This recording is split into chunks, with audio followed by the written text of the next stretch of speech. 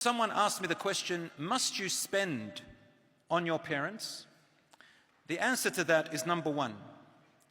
If they are in financial need and their money is not enough for their basic livelihood, then yes, you must spend on them enough for their livelihood. But this is only upon the son, the boys, not the girls, not the daughters. If the daughters do spend, it is out of their own goodwill. It is considered a sadaqah. Number two, if the parents are not in need of financial help, then no, you are not obliged to spend on them. For example, one father said to his son, got his children and said, every month you have to give me an allowance. Even though the father had his own income, he had his own properties, he's got money, and then you get these children and says, you've got to give me an allowance. Islamically, it is not an obligation to do so.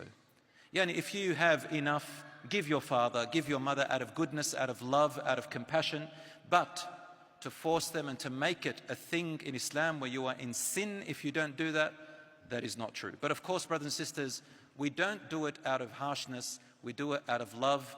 No matter how much you can help your parents, you help them. But what I'm talking about is about parents using these laws to make it like as if we're right on their neck, you know, as if it's like, it's as if I'm putting my child in a position of proving his loyalty to me.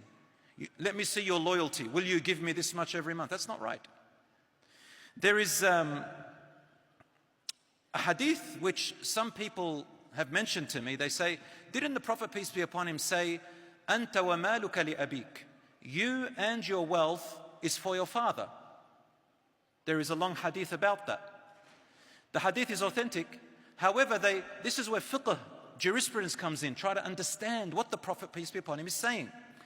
The meaning of this hadith is you and your wealth is for your father, meaning this was in relation to a man who said, Ya Rasulullah, my father, he wants to take my money, he wants to use it. He said, you and your money is for your father, meaning your father is allowed to use your money if he is in need of it. Where did I get this? From another hadith. You see, Islam explains itself from different angles. You can't just take one hadith and go with it. You've got to take other areas and other ayat. Aisha radiallahu anha narrates another hadith, which is in Ibn Habban, that the Prophet, peace be upon him, said, if the parents are in need of financial help, they are allowed to take from their son's money. And if they don't have a son, from their daughter's money. Their needs. For example, a father needs to pay a bill. He doesn't have any money to pay the bill for his electricity. He needs food. Your mother needs food. They haven't got enough. What do? They're allowed to take from that money. Otherwise, it's not literal. Your parents don't literally own you and your wealth. Otherwise, they will inherit everything. As soon as you die, we can say, well, if your father's still alive, he'll take all of your inheritance. But that's not true. Because in the Quran, inheritance has to be divided.